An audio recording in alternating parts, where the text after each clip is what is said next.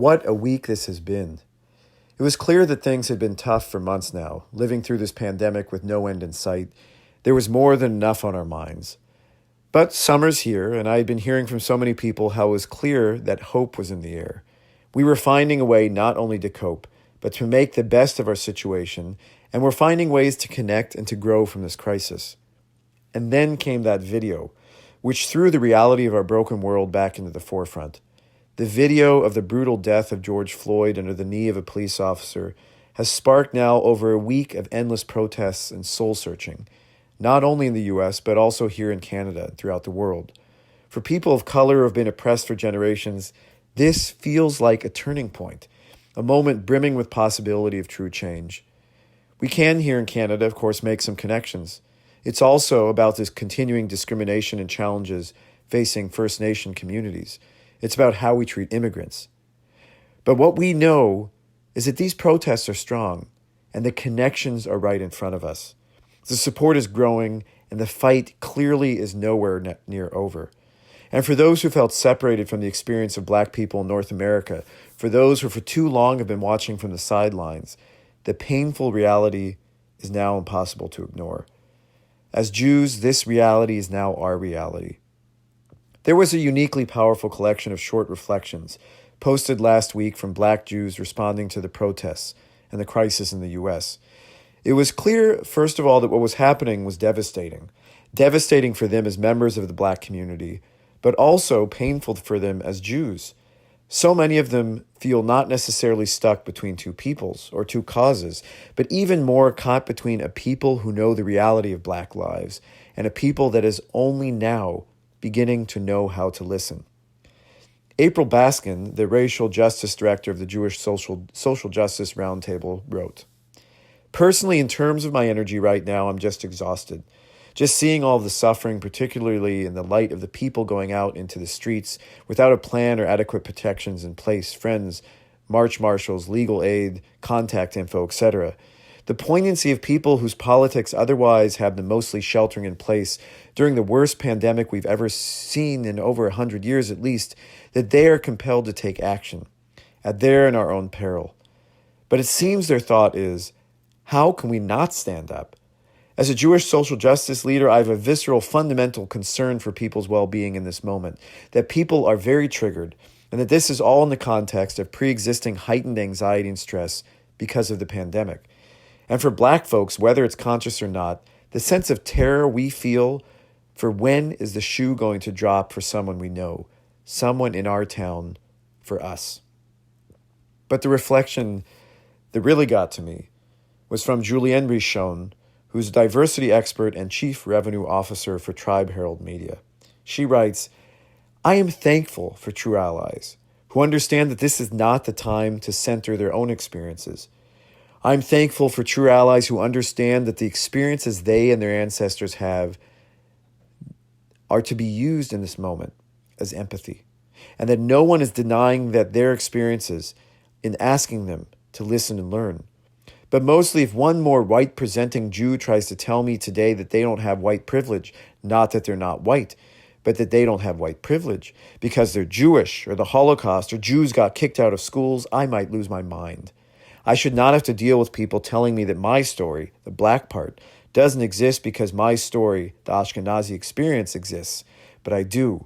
And I'm confident that part of why God put me in the skin of a biracial Jewish woman, descended from a kinder transport survivor, a World War II veteran who was kicked out of his Hamburg gymnasium for being Jewish, and 2 Southern Black Virginians, is to help us as a people face our sinat chinam, and take responsibility for being the light unto the nations by helping, not closing our ranks and denying the pain others feel because of the freshness of ours.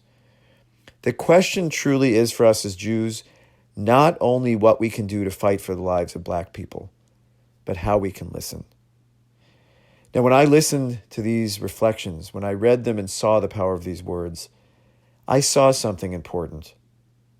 It is all too easy to see the story of others through our story, to start the conversation with the trope which has been ingrained into our psyche from early on. We were slaves in Egypt. We were oppressed. So we know suffering and we should always fight for the oppressed in the world. Yes, we did have the Holocaust, and yes, we did and do have the eternal pain of anti-Semitism. But our suffering as slaves was an ancient experience, one which some people believe might have only been a story. But no matter what, importantly, this is one that has become the core of our identity and our activism as Jews. We can reflect on this crucible experience and use it to fight for others. But when we encounter an oppression so deep, so ingrained in our society today, and in our way of thinking about the world, we need to do some stepping back, even as we step forward to fight. We can't allow our experiences, our story, and our trauma lead the conversations that need to be had. It's true, of course, that we've had our share of suffering. We have also historically been at the forefront of activism against oppression. From the work for labor rights in the early 20th century to civil rights in the 60s, to feminist and LGBTQ rights, we can be proud of what we have done as Jews.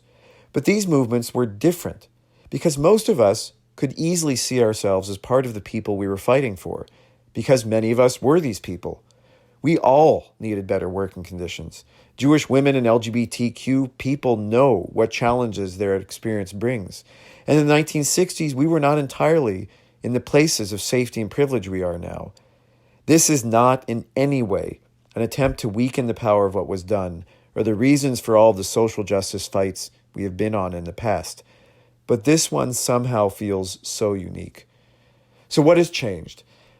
First of all, the Jewish communities, it's in some ways entirely different than it's ever been. We are less monolithic and more diverse. For better or worse, we are less affiliated with institutions, and yes, as a whole, more assimilated.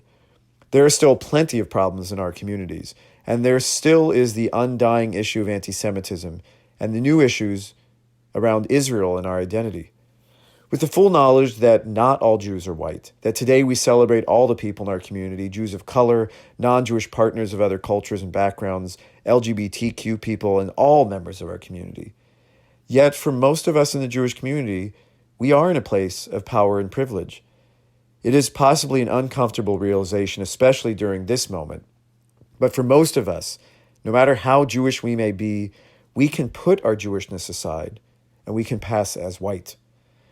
While our buildings and our values may be attacked, we can walk down the street of any neighborhood in relative safety, knowing that we will not be attacked because of the color of our skin, and we will not be killed by the police because of systemic racism. If anything has become clear over the past few weeks, it's that the stories of Black Lives Matter tell us that we really don't know what it's like to be Black. We don't know what it's like for a Black mother to watch her son walk to school, not knowing if he will be the next victim of police brutality. We don't know what it's like to be pulled over for driving while Black, or to be a Black family taking a hike in a national park, or to be a Black politician or a Black activist. Now, I know it's obvious for most of us, but I also think we need this reminder. Our oppression as Jews cannot necessarily be the starting point of the conversation about racial violence today. It can and should be part of the core that calls us to fight for and to reach out with compassion to others. But it has to be humbling even as it gives us the strength to move forward. So let us step forward to fight even as we step back to listen. It is now the time to be humble and open, to start from a place of listening and understand that this allows us to see other stories. This is the way that we can be allies, and this is the best way that we can truly see the pain and work to make things better. Just last week, we celebrated Shavuot, the holiday of revelation, of learning and growth as a Jewish community. 50 days after Passover, 49 days of counting the Omer of deep and real reflection and spiritual growth, we made it to the mountaintop, and we were ready to head back to the realities we confront in our lives. Now, as we head down from Mount Sinai, as we head down from the mountain, we have to take and we have to make the lessons of the Passover story we heard so many months ago true. Let's take this call that we were slaves in Egypt. Let's take the lessons of all of the oppression, those parts of our lives that we are holding on to, the pains and the joys. But let us now define the suffering we've experienced, and let us now fight, and let us listen. As Canadians, we know that by taking care of all the people in our society, we end up taking care of each other.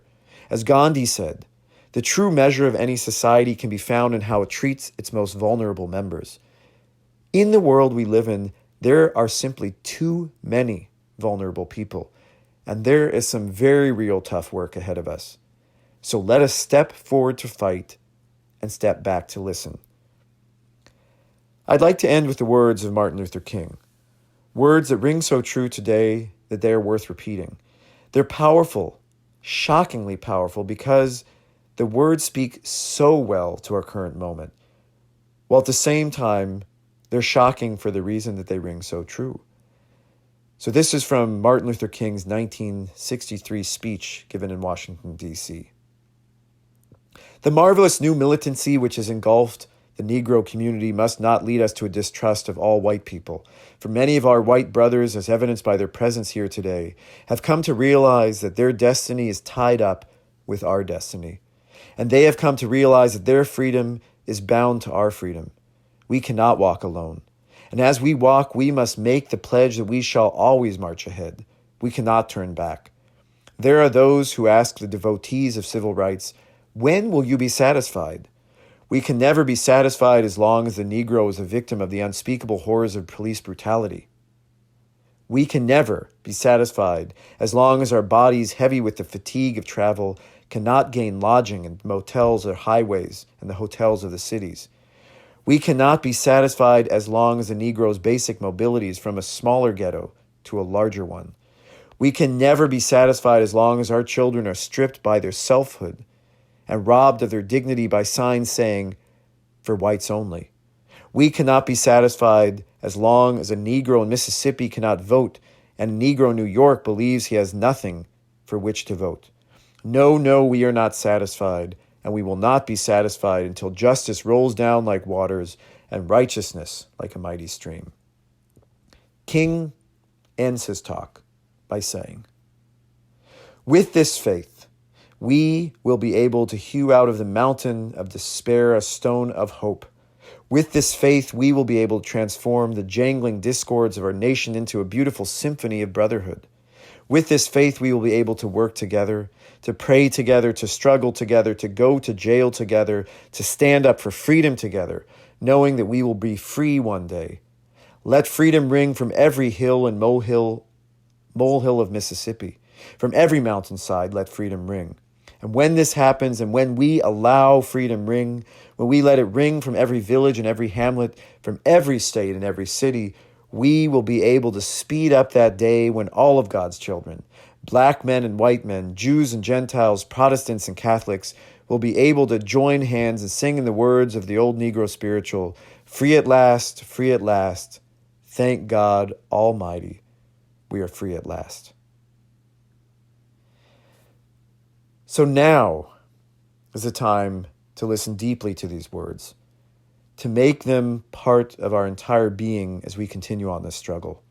We as Jews know suffering and pain, and this should prompt us to be part of the cause. Yet let us experience this movement with open hearts and open minds about the story that is being laid out in front of us. Now is the time to step forward and fight, and now is the time to step back and listen.